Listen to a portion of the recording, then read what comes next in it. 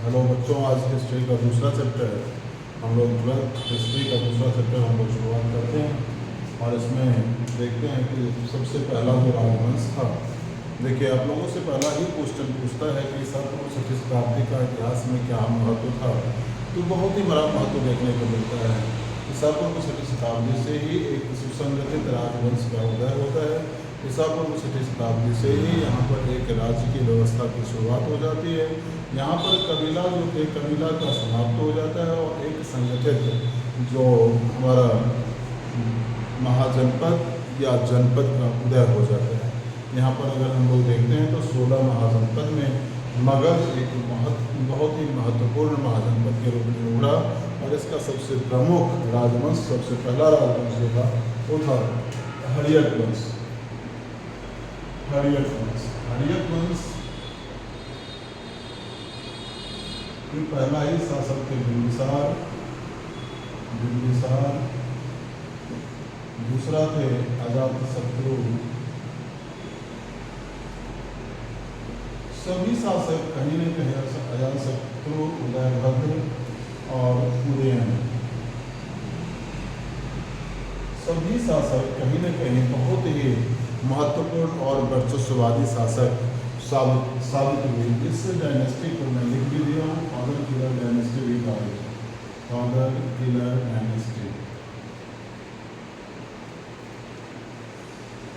क्योंकि हर एक पुत्र अपने पिता को मारकर ही राज सत्ता को हासिल किए थे, ऐसा इतिहासकारों का मानना है। इसके बाद आते हैं दो राजवंश, जिसमें हम लोग पढ़ते हैं नंदवंश को, जिसमें आज सबसे पहले महापद्मनंद और घनानंद। महापद्मनंद और घनानंद, ऐसा कहा जाता है कि महापद्मनंद को ये उपाधि मिली थी महापद्मनंद का, क्योंकि महापद्मनंद के समय में किसी भी अन्य राजा के पास राजकोष इन्होंने छोड़े ही नहीं थे, इसीलिए इनको महापद्मनंद कहा गया। और उतना ही आलसी प्रवृत्ति के हो गए घनानंद। नंदवंश के अंतिम शासक घनानंद हुए, जो बहुत ही आलसी प्रवृत्ति के थे। इन्हीं के राजवंश में एक महामंत्री हुआ करते थे, कौटिल्य। कौटिल्य को आप लोग जानते हैं, कौटिल्य, चाणक्य या विष्णुगुप्त। इनका 3 नाम आप लोगों से पूछ देता है, तो कौटिल्य का ही 3 नाम था, कौटिल्य, विष्णुगुप्त और चाणक्य। चाणक्य, ऐसा माना जाता है कि इनका पिता का नाम था चनक, इसीलिए यहाँ से इनका नाम चाणक्य पड़ा। और ये बहुत ही कुटिल प्रवृत्ति के थे, इसलिए इनको कौटिल्य कहा गया। और विष्णुगुप्त इनका बचपन का नाम था। विष्णुगुप्त को ही चाणक्य, कौटिल्य के नाम से भी जाना गया। तो घनानंद की राज दरबार में ये महामंत्री पद पर हुआ करते थे। एक समय घनानंद जब बहुत ही भोग विलासिता में लीन हो गए, तो कौटिल्य कहते हैं अपने राजा को सावधान करते हुए कि महाराज, हमें पड़ोसी राज्यों पर इतना भरोसा नहीं करना चाहिए, पड़ोसी राज्यों पे हमें इतने ज़्यादा विश्वास के साथ नहीं रहना चाहिए कि वो कभी हम पर कोई आक्रमण नहीं कर सकते हैं। हमें अपने आप में एक योजना के साथ आगे बढ़ने की नीति को लेकर चलना चाहिए। तो घनानंद इनको मजाक करते हुए, उपहास करते हुए इन्होंने ये बताया कि जैसा आपका शकल काला है, वैसा ही आपका मन काला हो गया है। एक विद्वान अपने उपहास को बर्दाश्त नहीं कर पाए और तत्क्षण इन्होंने उसके राजसभा को त्याग कर चले गए।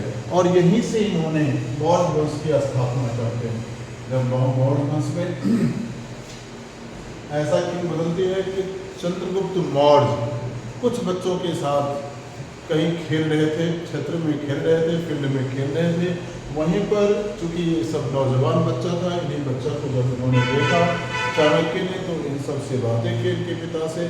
ऐसा कहा जाता है कि जो हमारे चंद्रगुप्त मौर्य थे, तो मौर्य के बारे में, चंद्रगुप्त मौर्य के बारे में ऐसा कहा जाता है कि इनके वंश का कोई ठिकाना नहीं है, क्योंकि बचपन में ही इनके पिताजी को मार दिया गया था दुश्मनों के द्वारा। इनकी माता भागते भागते अपने पुत्र को गोदी में लिए भागते भागते आई और एक ग्वाले के यहाँ छोड़कर चली गई। अब यहाँ पर संदेह उत्पन्न हो गया कि चूंकि उस समय वर्ण व्यवस्था बहुत कठिन था, इसीलिए ये क्षत्रिय राजवंश के नहीं रहे होंगे, क्योंकि एक क्षत्राणी माता अपने पुत्र को मरते देख सकती थी, लेकिन किसी शूद्र के यहाँ छोड़कर नहीं जा सकते थे, और इसीलिए इनको शूद्र वंश से भी माना गया। परंतु चंद्रगुप्त मौर्य अपनी क्षमता से, राजकीय क्षमता से ये साबित कर दिए कि नहीं, उन्होंने एक योग्य शासक के रूप में उभरे, इसीलिए इनको क्षत्रिय वंश से माना गया। सारे गुण इनमें क्षत्रिय का देखा गया। राज्य के विस्तार, राज्य को किस तरह से, किस योजना से आगे बढ़ाना है, विस्तारवादी नीति, ये सब कुशल क्षमता इनमें था एक शासक का। इसीलिए इसको कुछ विद्वान क्षत्रिय वंश से भी मानते हैं, लेकिन इनके वंश का कोई अता पता नहीं है। कुछ विद्वान ऐसे कह देते हैं कि इनके मौर्य वंश से ताल्लुक रखते थे, इसलिए इनको मौर्य वंश से जोड़कर देखा गया। चंद्रगुप्त मौर्य। अब चंद्रगुप्त मौर्य से कौटिल्य ने मगध पर आक्रमण करवाया और चंद्रगुप्त मौर्य को सफलता हाथ लग गई और तुरंत मौर्य वंश की स्थापना हो जाती है और इसके संस्थापक होते हैं चंद्रगुप्त मौर्य। चंद्रगुप्त मौर्य बहुत ही प्रभावशाली शासक सिद्ध हुए। इन्होंने, अब इनके बारे में आप लोगों से पूछा जाएगा कि इनका जो शास्त्रीय गुरु, इनका प्रशासनिक गुरु, इनका कोई भी किसी भी तरह का कोई गुरु या टीचर्स का नाम पूछा जाए तो सिर्फ और सिर्फ चाणक्य ही आएंगे और कोई नहीं। ऐसा कहा जाता है कि चंद्रगुप्त मौर्य अपने भोजन पर से उठ के फरियादी को न्याय देते थे, तो राज्य की व्यवस्था बहुत अच्छी थी, बहुत ही सुव्यवस्थित थी। जो दंड व्यवस्था थी वो बहुत ही दंड व्यवस्था कुशल थी, बहुत ही ये कह सकते हैं कि कड़ा दंड का प्रावधान था। इसीलिए यहाँ पर प्रशासनिक व्यवस्था में किसी भी तरह की कोई कमी नहीं छोड़े थे। इन्होंने त्रिस्तरीय प्रशासनिक व्यवस्था की शुरुआत किए थे, एक स्थानीय प्रशासन और राज्य प्रशासन और प्रांतीय प्रशासन और केंद्रीय प्रशासन, इस तरह से हम कह सकते हैं, या हम ये कह सकते हैं कि तीनों स्तर जो था वो एक इस तरह से बनाया गया था।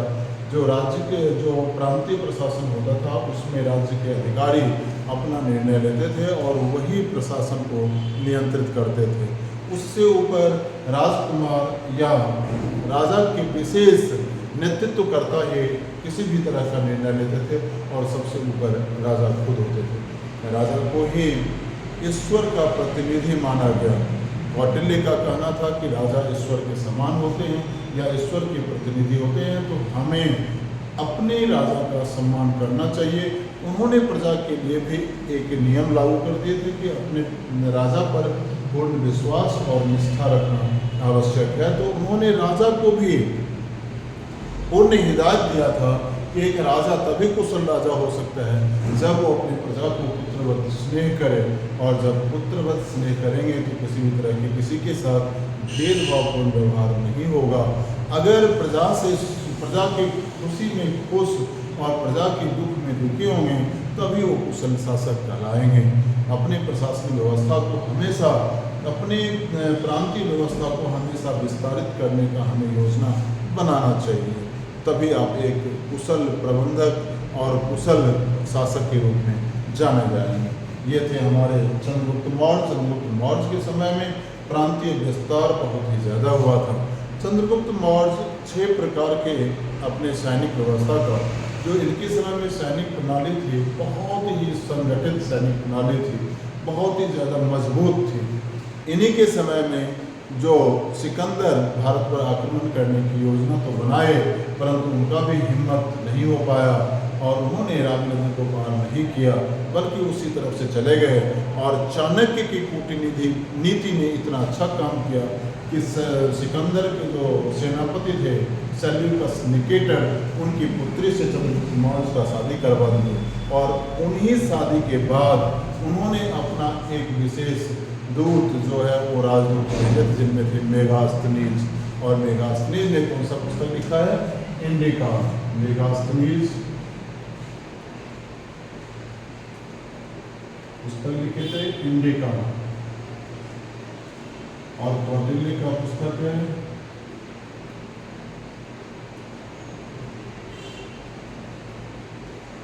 अर्थशास्त्र।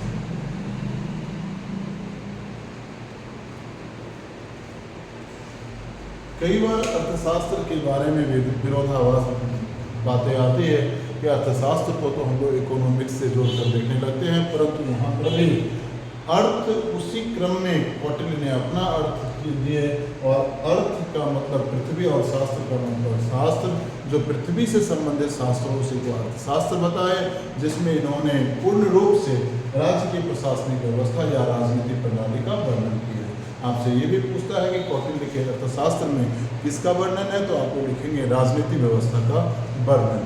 क्लियर, समझ में आ गया इतनी बातें? चलिए हम लोग आगे बढ़ते हैं। कौटिल्य चंद्रगुप्त मौर्य के बाद आते हैं, जो इनके पुत्र थे, या हम ये कहें इनके बाद सीधा हम लोग अशोक पे पहुंच जाते हैं। अशोक मौर्य वंश के बहुत ही प्रभावशाली शासक के रूप में जाने जाते हैं।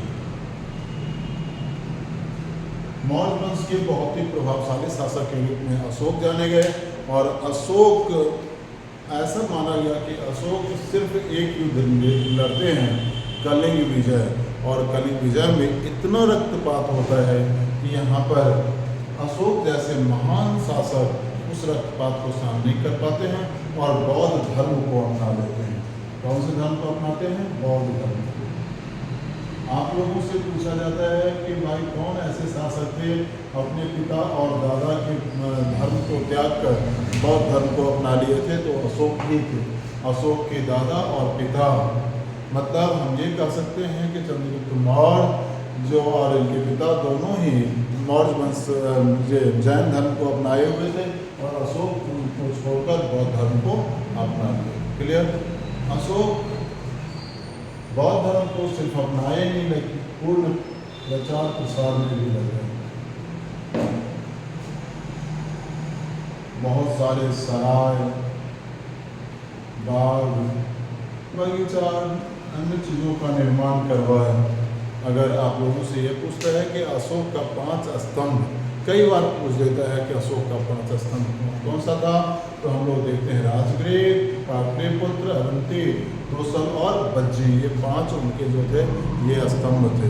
ठीक है, सुवर्णगिरी, ठीक है, ये 5 स्तंभ थे किसके? अशोक के।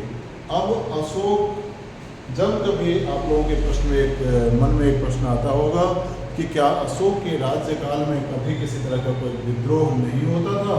होता था, लेकिन सिर्फ अशोक का बचपन का नाम था प्रियदर्शी, और अभी अशोक सिर्फ शिलालेख पर इतना ही लिखवा देते थे कि अभी प्रियदर्शी जिंदा है, तो बस वहाँ पर शांति व्यवस्था कायम हो जाती थी। मौर्य वंश के पतन के लिए भी एक कारण यही उपयुक्त रहा कि मौर्य वंश में राजकुमारों की नियुक्ति का कोई ठोस नियम नहीं थे, जिस कारण मौर्य वंश का जो अंत हो गया। राजकुमारों की नियुक्ति सिर्फ और सिर्फ खुली प्रतिस्पर्धा से, तलवारबाजी से हुआ करते थे, और अशोक अपने, ऐसा कहा जाता है कि 99 भाइयों को मारकर राजसत्ता हासिल किए थे, और इतने क्रूर शासक थे अशोक या प्रियदर्शी, जिनका खौफ तो हमेशा बना ही रहता था। लेकिन अशोक ने अपने पुत्र महेंद्र और पुत्री को भी जो श्रीलंका भेज दिए थे बौद्ध धर्म के प्रचार प्रसार के लिए, और कहीं न कहीं मौर्य वंश के पतन के लिए भी अशोक का ही नीति या बौद्ध धर्म को अपना लेना कहीं न कहीं मौर्य वंश के पतन का कारण भी बन गया। मौर्य वंश का अंतिम शासक हुए बृहद्रथ, और बृहद्रथ को उन्हीं के सेनापति थे पुष्पमित्र शुंग। इन्होंने मार दिया था क्योंकि ये ब्राह्मण थे, कहीं न कहीं ब्राह्मण धर्म को बौद्ध और जैन धर्म दोनों ही प्रभावित किया था, इसीलिए ये अशोक से खफा थे या मौर्य वंश से खफा थे, और बृहद्रथ को मारकर इन्होंने ब्राह्मण वंश की स्थापना किए थे, जो कौन थे? पुष्पमित्र शुंग, और यहीं पर शुंग वंश की स्थापना हुई थी। आप लोगों से क्वेश्चन पूछता है कि आप बताइए कि क्या राजा होने के लिए या शासक होने के लिए क्षत्रिय होना अनिवार्य था? तो आप लोग लिखेंगे हाँ, वर्ण व्यवस्था के लिए तो अनिवार्य था, परंतु बहुत सारे शासक ऐसे भी हुए जो गैर क्षत्रिय वंश से होते हुए भी अपने आप को क्षत्रिय से कहीं महान शासक के रूप में स्थापित कर पाए, जिनमें एक नाम पुष्पमित्र शुंग का भी आता है। रुद्रदमन का आता है, खुद चंद्रगुप्त मौर्य का भी आता है। मैं पहले ही वर्णन कर चुका हूँ कि चंद्रगुप्त मौर्य के बारे में चंद्रगुप्त मौर्य के बारे में इतिहास में विरोधाभास है कि ये शूद्र वंश के थे या क्षत्रिय वंश के थे। चलिए आगे हम दूसरे एपिसोड में कंटिन्यू करेंगे। धन्यवाद।